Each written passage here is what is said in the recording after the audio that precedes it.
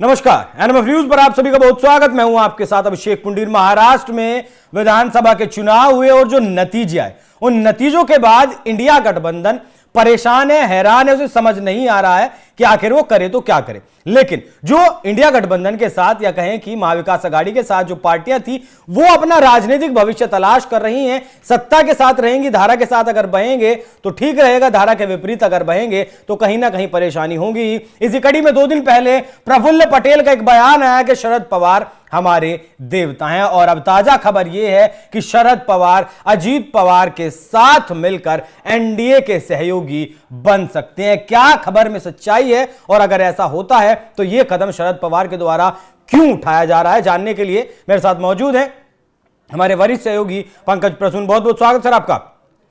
ये जो महाराष्ट्र में क्या एक बार फिर खेला होने वाला है? नहीं, तय है लगभग। मैं पूरी कहानी बताता हूं कि हुआ क्या।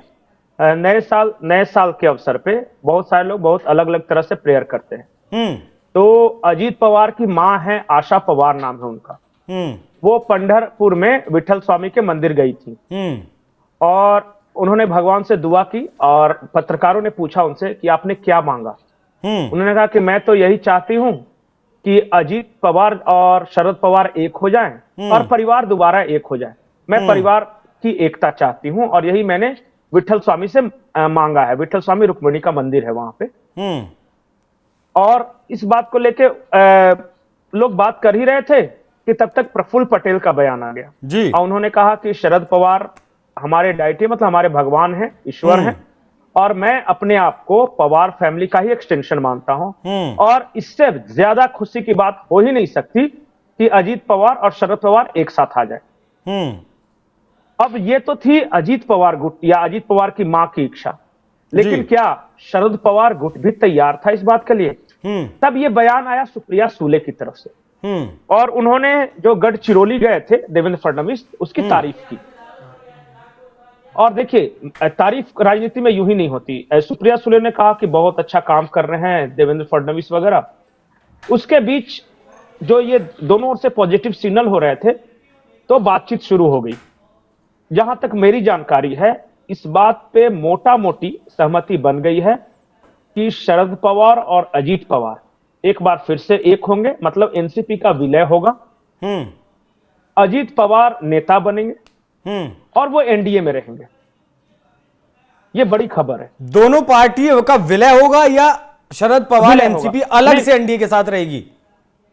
नहीं, विलय होगा।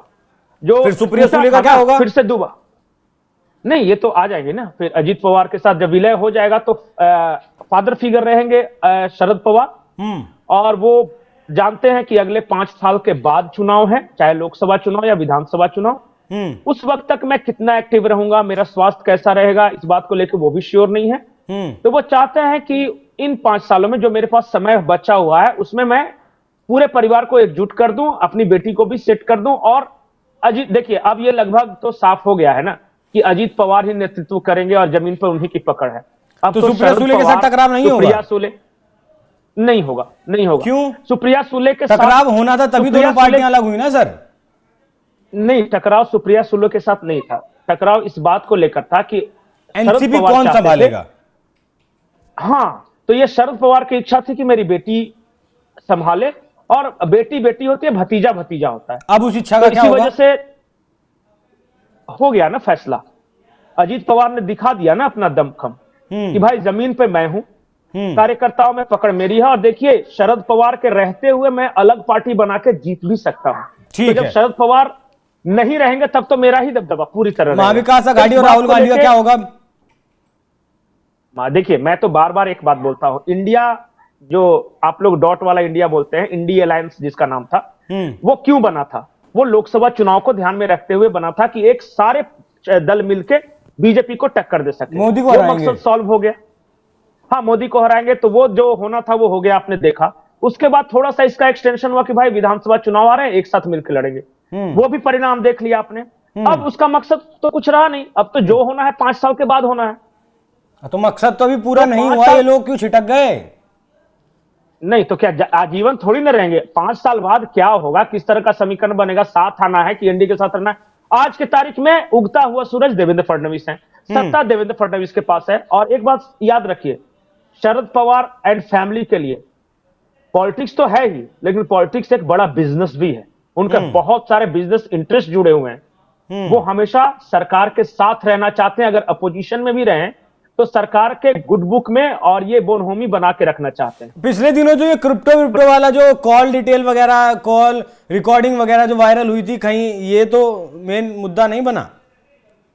नहीं, देखिए ये सब राजनीति की बातें हैं, चुनाव से पहले बहुत कुछ होता है। लेकिन आपको याद होगा कि शरद पवार ने अपने रिश्ते नरेंद्र मोदी के साथ कभी नहीं बिगाड़े, और बीच बीच में ये चर्चा हमेशा चलती रहती थी कि शरद पवार आने वाले हैं।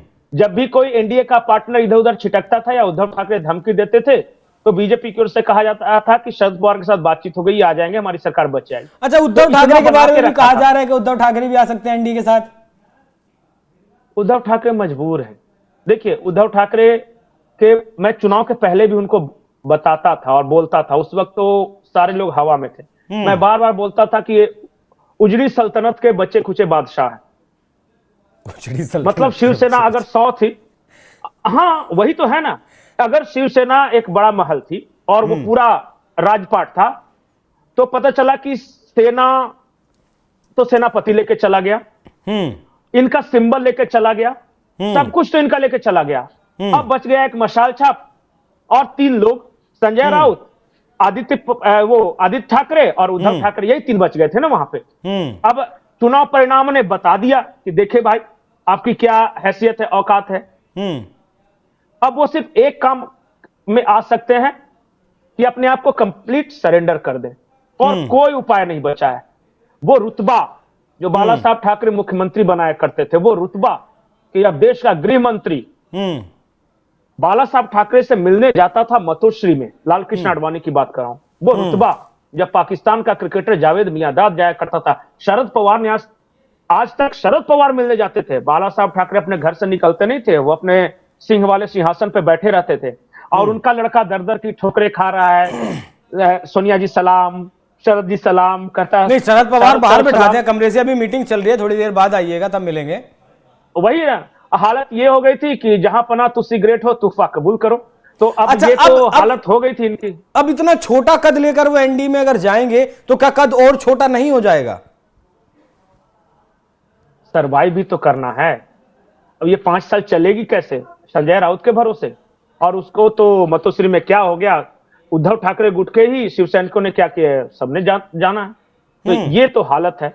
अब एक ही है उपाय कि एकनाथ शिंदे से कहें कि भैया हमें भी देखो, शरद पवार चल ही गए हैं तो हमें अकेले क्यों छोड़े, ऊपर से कुछ रस टपके का तो 2-4 बूंद हम भी सत्ता का चख लेंगे। अच्छा, अगर आखिर मेरे पिताजी ने आपका इतना सम्मान दिया, आपको इतना नेता बनाया। जैसा आपने बताया कि विलय होगा दोनों एनसीपी का, एनडीए के नेतृत्व में रहेंगे, तो क्या अगर उद्धव ठाकरे आते हैं वो भी शिवसेना एकनाथ शिंदे के साथ विलय करेंगे या पार्टी अलग रखेंगे एनडीए की छत्र छाया में?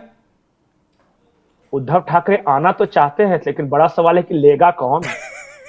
ये भी तो है ना कि क्यों लेगा।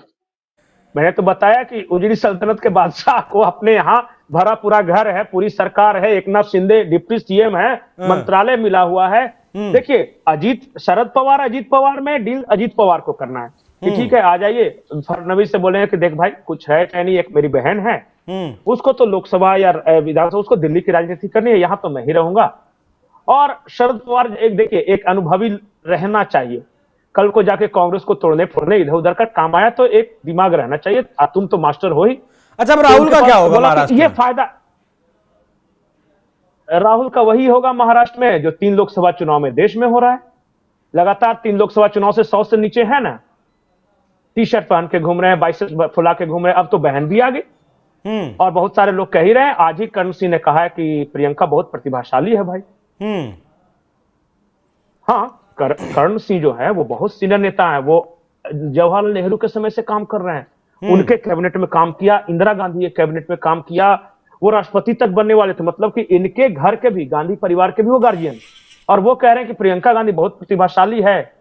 राहुल ठीक लड़का है कुल मिला के, तो अच्छा लड़का है तो अच्छा लड़का है, तो अच्छा लड़का के साथ क्या होना चाहिए, राजनीति तो प्रियंका को सौंपनी है। और एक और महत्वपूर्ण बात मैं आपको बता दूं जी। प्रियंका के जो लड़के हैं उन्होंने अपना नाम बदल लिया है, उन्होंने रेहान राजीव गांधी कर लिया ना, पहले रेहान वाड्रा-सिर थे। तो अब जो कहानी है वो मतलब है, परिवार की सत्ता संभालनी है अब आगे प्रियंका गांधी के परिवार को ही, गांधी परिवार की सत्ता। इंडिकेशंस तो वही मिल रहे हैं। चलिए अगर मोटी अब सी जो एक हालत लकीर है वो खींचूं सबके सामने पंकज जी, अगर एक मोटी लकीर खींचूं तो ऐसा कहा जा सकता है कि आने वाले वक्त में, कुछ वक्त में उद्धव ठाकरे शरद पवार दोनों एनडीए के साथी होंगे। शरद पवार निश्चित तौर पे होंगे। उद्धव ठाकरे के साथ समस्या यह है कि उनको लेने के लिए कोई तैयार नहीं है, और ये जो संजय राउत साहब हैं ये अकेले काफी हैं। बस एक ही उल्लू काफी था बर्बाद गुलिस्ता करने को, हर शाख पे उल्लू बैठा है, अंजाम गुलिस्ता क्या हो। क्या बात है, बहुत बहुत शुक्रिया पंकज जी इस खबर को विस्तार देने के लिए, चर्चा के लिए आपका फिर से शुक्रिया। तो महाराष्ट्र की राजनीति में अक्सर कहता हूं कि इस देश की सबसे अस्थिर राजनीति है। बिहार में नीतीश कुमार भले 5-7 बार पलटी मार चुके हों, लेकिन उससे भी ज्यादा अगर अस्थिर सरकार कोई है तो वो महाराष्ट्र की है। मतलब माफ कीजिएगा, महाराष्ट्र की राजनीति इस देश की सबसे ज्यादा अस्थिर राजनीति है। और इसी अस्थिरता के साथ अब कयास ऐसे लगाए जा रहे हैं कि शरद पवार जल्द ही एनडीए के नीत महायुति में शामिल हो सकते हैं या फिर एनडीए में शामिल हो सकते हैं। अब देखना दिलचस्प होगा कि अजीत पवार के साथ विलय करते हैं या अलग पार्टी के साथ अपनी बेटी के साथ के नेतृत्व में वो आते हैं। बाकी ये होना तय है, कब होता है वो देखने वाली बात होगी। बाकी इस पूरी खबर पर क्या कुछ आपकी राय कमेंट कर में जरूर बताएं। धन्यवाद।